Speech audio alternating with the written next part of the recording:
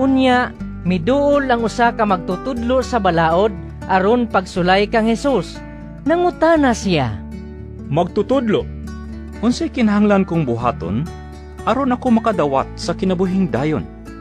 Si Hesus mitubag kaniya, Unsa may giingon sa kasulatan? O giunsa man nimo kini pagsabot? ang magtutudlo sa balaod mitubag, Higugmaa ang Ginoo nga imong Dios sa tibuok mong kasing-kasing, og sa tibuok mong kalag, og sa tibuok mong kusog, og sa tibuok mong hunahuna, og higugmaa ang imong isikatawo, ingon sa paghigugma mo sa imong kaugalingon. mitubag si Hesus. Husto ang imong tubag. Buhata ka na ug makadawat ka sa kinabuhi. Apan gusto sa magtutudlo sa balaod nga ilhon siyang matarong, busa nangutana pagayod siya kang Hesus. Kinsa ba di ay ang akong isigkatawo? Si Hesus mitubag, May usa ka tawo nga milugsong gikan sa Jerusalem ngadto sa Jerico ug gibanhigan siya sa mga tulisan.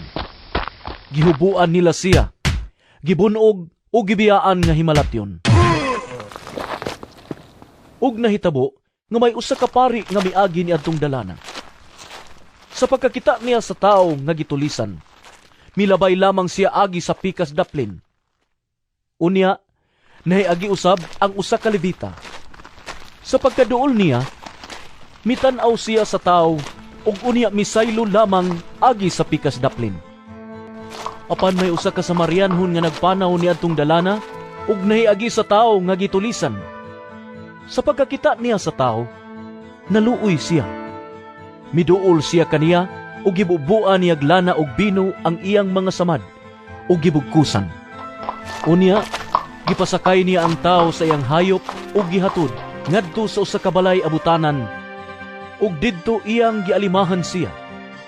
Sa pagkaugma, mihatag siya duha ka denaryo ngadto sa tig-atiman sa abutanan ug mitugon.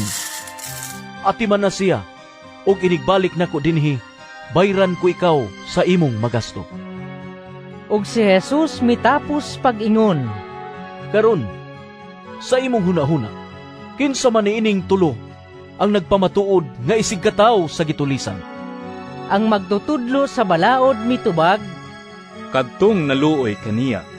si Hesus miingon, Busa, lakaw, ug buhata ang sama sa iyang gibuhat.